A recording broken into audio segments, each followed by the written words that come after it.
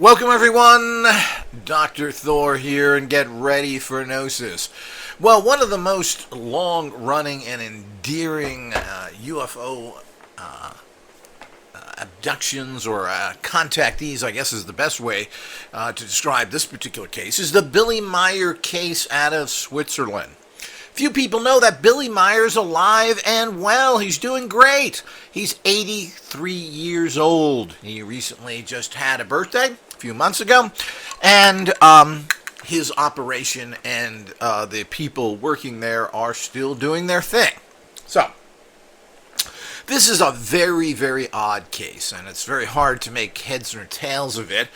I've been following it for basically the past 30 years to a degree. I haven't looked into it for the past 20 years, but it certainly was the big case when he started to talk about things in the 80s and start to, books were written. Several people went over there and produced books of his photographs, two very nice ones, by the way.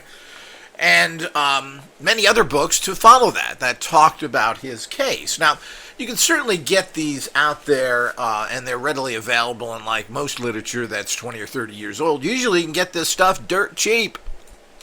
But like all information, and that's what everything is, there's kind of a level of information. There's the misinformed information. Oh, I learned this from this guy. There's the disinformation. Yeah, I'm a government spook. I'm telling you the story. Yeah, believe it, buddy.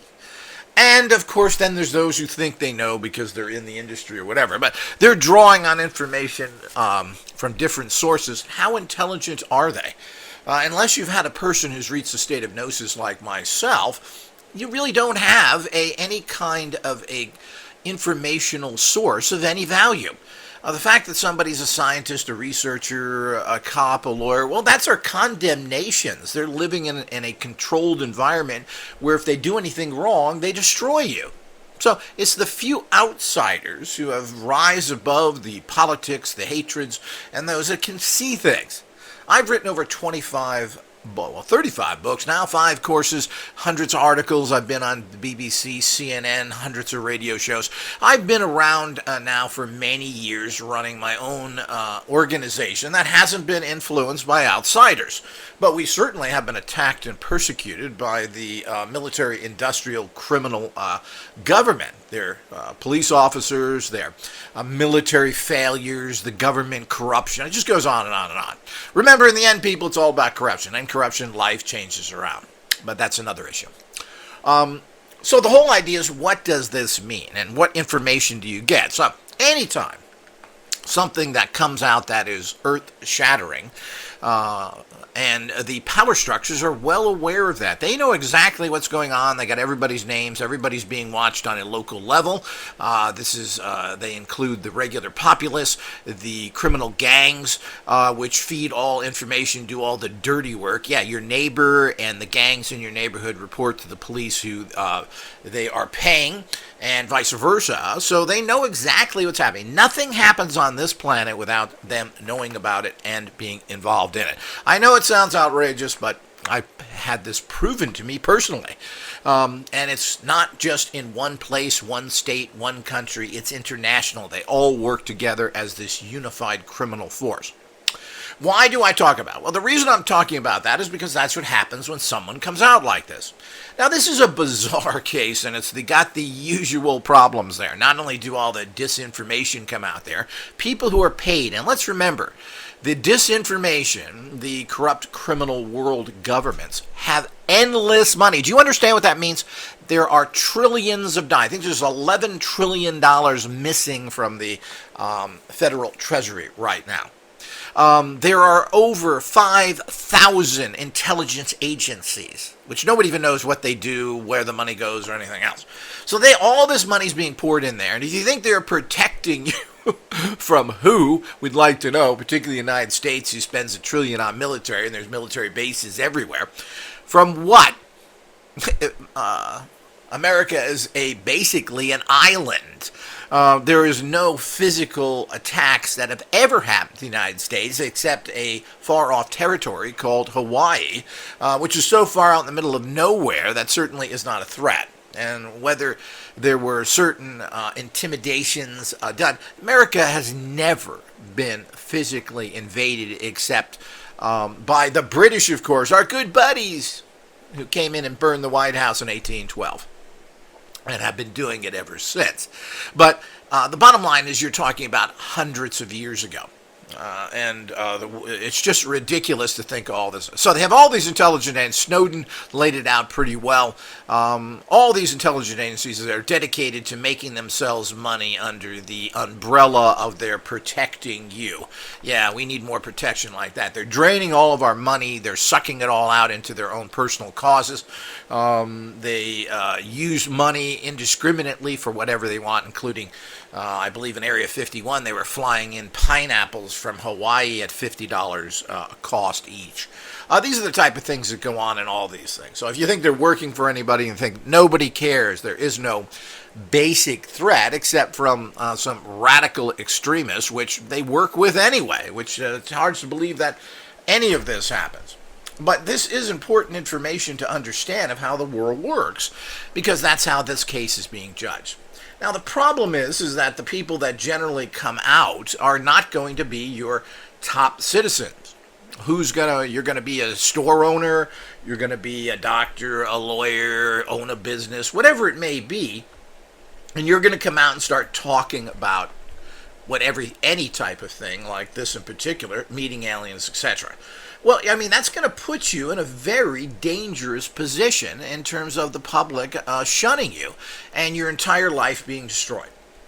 So there has been a lot of, quote, higher up celebrity types, people that run corporations, etc., people running industries, even the movie industry and the media industry, who've had different types of contact, and they never talk about it because of this fact. So, who's going to talk about it? Well, I don't know if Billy Meiers is just very smart or just delusional, but the same thing happens with so many people, and this is, of course, exactly what they want you to look at and to see as giving a person less credibility. Now, his whole story can be laid out there. I'm not going to go into a long explanation of what he is and so forth, but this basically was a farmer, a guy who lost his arm in a bus accident, I believe in some Tunisia or someplace when he was traveling around the world.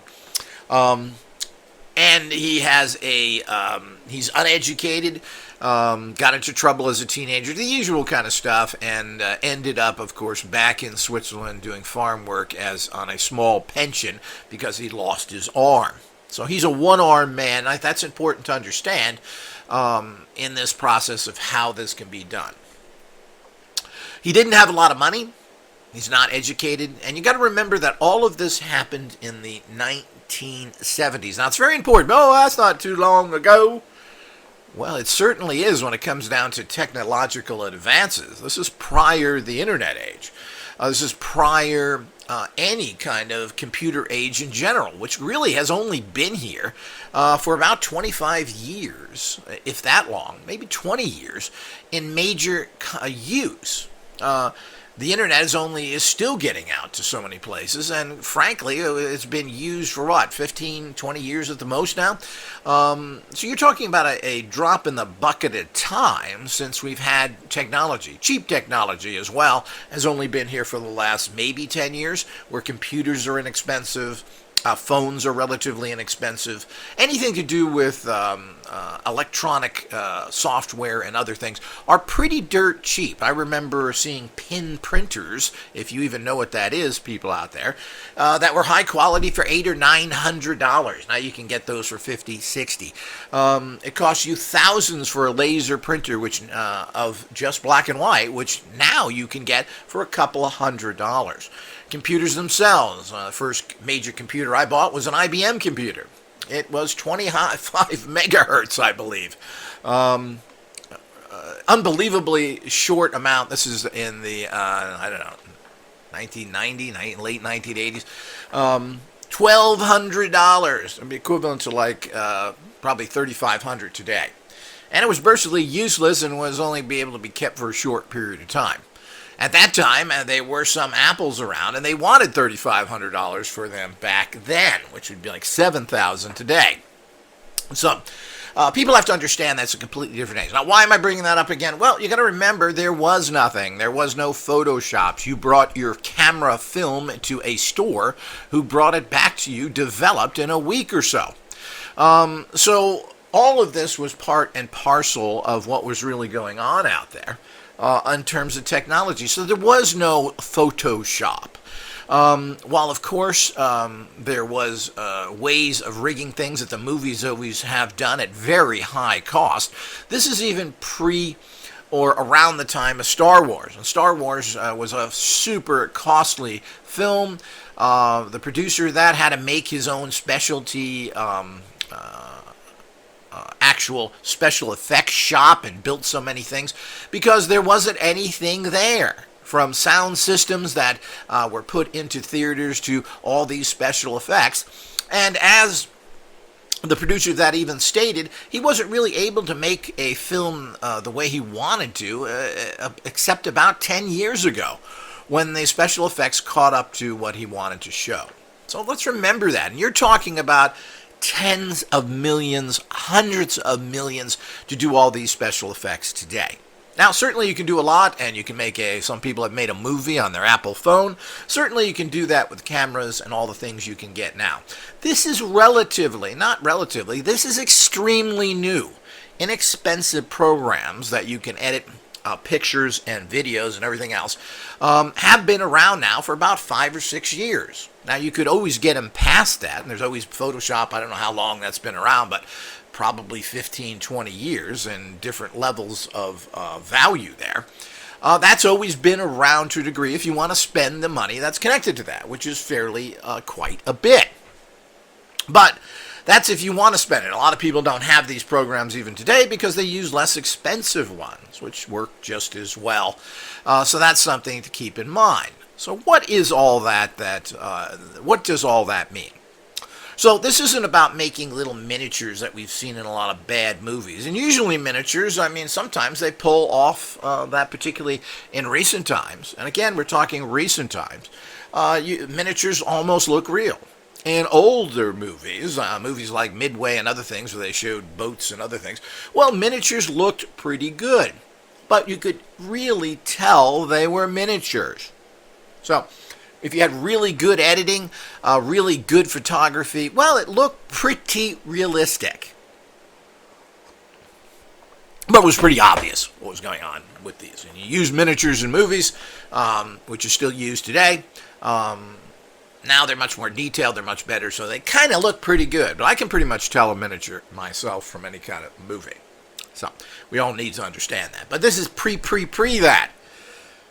This is 35 millimeter camera stuff. This is everything that goes with it. And back then, people didn't have the variety of cameras. The cost was very high. Cameras are cheap now because there's a great competition. Get a good camera 10, 15 years ago even, will cost you a few $1,000s. You want a good Nikon, it's going to cost you money. Now you can get a good Nikon for $500 or $600, but even really good cameras today can cost you $700 to $2,000 depending on what you're getting. So, good cameras, what does all that mean? Well, there was no good camera in the 1970s. You got what you could afford, you put the film in it, and you clicked it. People weren't buying lenses. Certainly Billy Meier didn't have all these lenses. He was not a professional photographer. And all of this is verifiable of what's going on. Now, what happens with all these things? Well, the disinformation agents come out, and they give you both sides of the story. They tell you it's real, then they follow up with it's not real. Well, when you do that, understanding disinformation is you got half the population that got half that story. So there's a conflict from day one. Well, half the population says, this is nonsense, I heard that. The other people say, well, that's not what I heard. This exact scenario happened with the CIA with remote viewing, who originally came out and said it was bunk, and then released a complete paper saying how valid it was. This is how it works. It's important to understand that. So, then what happens, so you get the disinformation out there, you've got people that go into organizations, cause trouble. You've got to remember, they're paid, and they're paid on all levels. There's people out there right now paid harassing me. That's pretty pathetic to think that they're paid to do that. So the whole idea is that this is what works. So you're going to get people like that. They're going to pay authors. Their books become bestsellers. Terrence McKenna, all these types of things that are backed by the government disinformation agents. And it just goes on and on and on. So, as we need to understand this, so what happened here? Now, as I said, you're not going to get the most upright person. Somebody who's a college professor is unlikely to come out to get the barrage that is set up, the paid dumb bunkers like the unamazing Randy, Penn and Teller. These people are paid to do that. If you think their success is based only on their own skills, yeah, right. So the whole idea is that this is nonsense. So they're paid, they're supported, they're giving media. Amazing Randy was given a grant of a couple of $100,000. All these things are set up so that they can, in my opinion, of all these situations. So it just goes on and on and on. And it's amusing who they put out there as people who are dumb bunkers and stupid skeptics. You know, they haven't even graduated high school, most of them, and one's a convicted felon. Unbelievable. Now, if that was the opposition, you'd see nothing more than convicted felon believes in metaphysics. You're a nut. But, of course, it's okay when Brian Dunning, the convicted felon, and that's a fact. And if you want to read his story, listen to my other audio on that, and go to his website as well to get his side of it. So the whole idea is that all of that is part of the process that people have to understand. So who do we got here? We got this uneducated, one-armed guy who barely can survive. Well, you'd think that may be a motivation to create some story to make money off of. Well, you know, there is money in UFOs, and some people have made. Most people have not. There's not a lot of money. You get a hit book or something, you're lucky. Whitley Strieber, of course, had his best-selling book, and, of course, you know, these things don't last forever. He went broke. Apparently had no money and still has very little money. There's one guy who came out where he had this puppet he claimed, showed the body, it looked like a puppet. He made some money of it, found his little niche with the Mexicans who supported him, and lives in Mexico now, who tend to be much more open to those types of things. So he came up with his story, which seems to be totally unbelievable to me, but who knows? Nobody knows, and nobody produces anything, and they certainly won't. So how does all that? So you're not going to get too many credible people to go out and do those things because you're not going to put your entire life on the line. That's how it works in this society. You're tied in. They're going to control you when everything goes to money and everything else. Well, if you don't get your little card and it doesn't work for you that has connected to your fake bank account, well, you don't survive anymore. I mean, all this has been laid out by several people, and of course, that's how it works.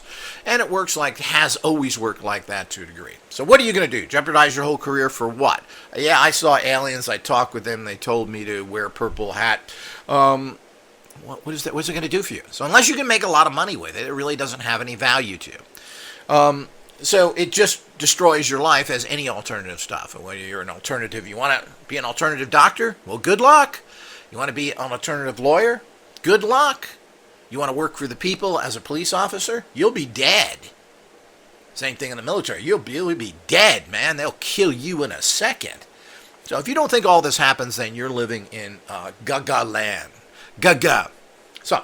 So the whole idea is that this is the reality that's out there. Now, Billy Meier, of course, is this uneducated person. He met a Greek wife who he married, who he settled in Switzerland. He has several children, apparently a brother as well. He's got 4 children.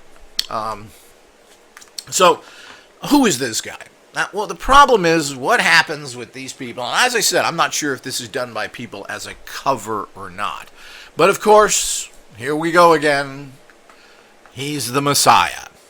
So, this immediately. And of course, what screws everything up in life? Well, generally it's religion, because humans think that they have to have some daddy to take care of them forever, because they don't want personal responsibility, I guess. And then they think they're so stupid that somebody else has to do everything for them. And they have to pay this person, worship them, give them sacrifices so their life is okay. So when they die, they're taken care of. What a con game that is. So the point is, if we're going to live in comic book worlds, we're going to have comic book conclusions to everything. So, what is unknown about the Billy Meier case, because of the more complicated situations that go with it, is that there's a huge amount of information he's written, which basically is the Billy Meier Bible. He believes he's the new Christ. He believes people have come to him. And, of course, if you have contact, maybe you feel that way. Maybe you feel you're very special because he doesn't wear a $10,000 suit like so many evangelists do. Benny Hinn, and drive Mercedes. Benny Hinn. And all of these types of people out there, we don't give them any credit. Those are the people we should give no credit to, that have vulgar displays of wealth. Certainly that shows they're disconnected from what is considered the higher path, which should be not poverty, but shouldn't be ostentatious wealth. I think you could do quite well with a Ford, Benny Hinn, instead of having a Mercedes. So the whole idea is that all of these things add up to what is happening. So we get this, and he has tons and tons. Now, first of all, Billy Meier is alive. He's 83 years old. He's been now involved with these contact cases for 40, 50 years. You're talking about a long time, and we've heard nothing from him recently. His organization is still running there, and it is still doing whatever it does. One of the problems with the whole Billy Meier case, it comes down to his association of people that he turned his organization over to. Being a simple guy, being located where he was located, which again, in the 70s and 80s was difficult to get to in terms of very high costs. You're going to fly to Switzerland frequently. You're going to stay in Switzerland, which has always been expensive.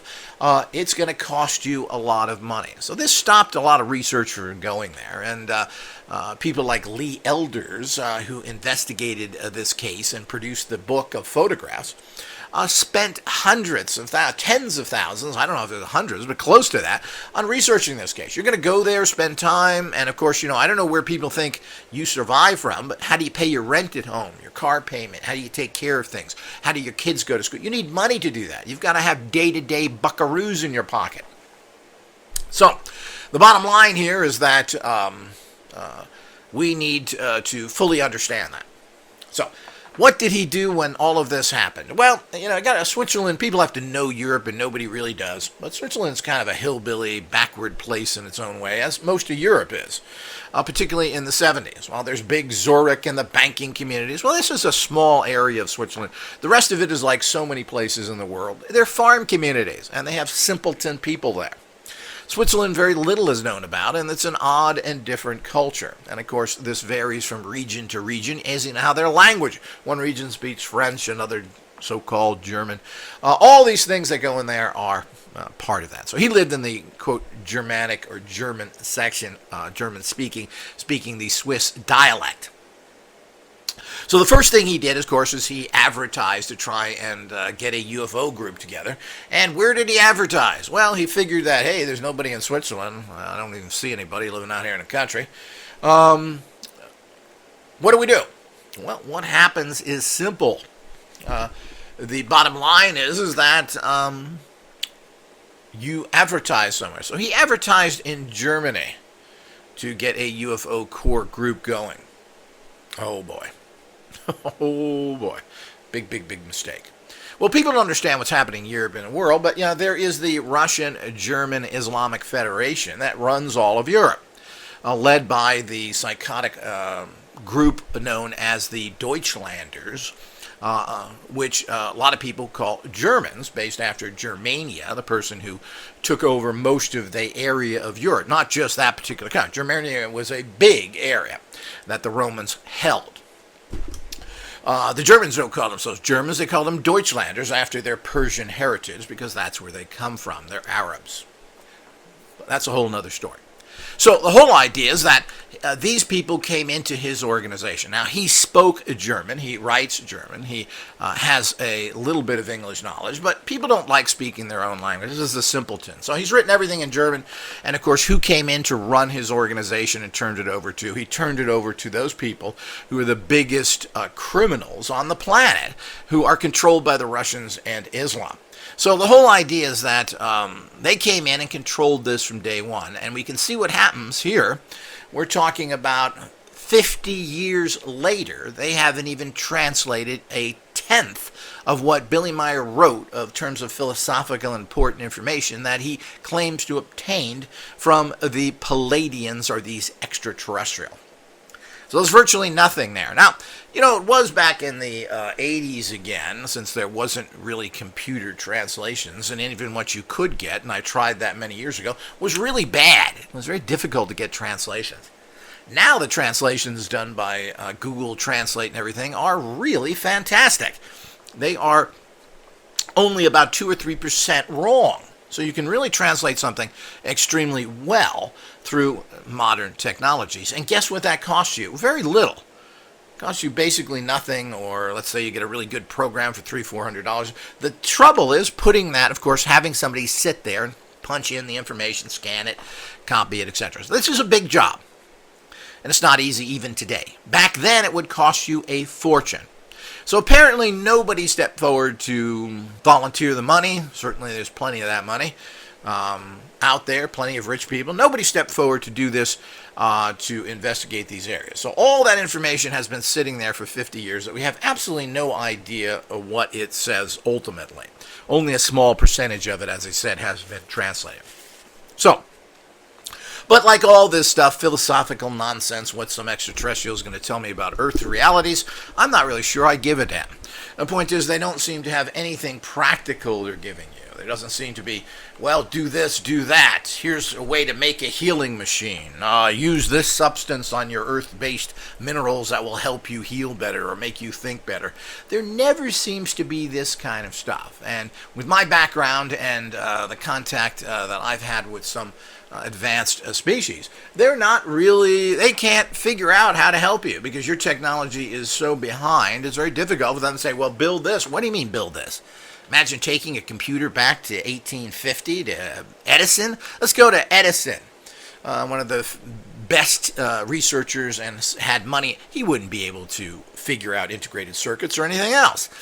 He'd put together something extremely primitive of what he could understand. So we need to understand that. And there's a lot of things that people just don't think right. So basically, this group of controllers were brought in. They slapped down on him. They controlled him. They brought in their typical fascist attitudes. And, of course, everything that happens is controlled by them. To this day, they refuse to release any kind of information. And if you read their website, which is up and going, all they do is bitch about, well, people use our photos and we haven't gotten any money from it. What a typical German. So the point is, we haven't put anything out. Maybe you should put out some decent things in a non-German language. Very few people speak German. It's not the international language. And if you keep something in any language other than English, you will never get it out there. The international language of science, shipping, air, you name it, medicine is English, and it's for a reason. Now, if you want to keep stuff in your own language, well, I'm a fan of that as well. Everything should be printed in your cultural language, whatever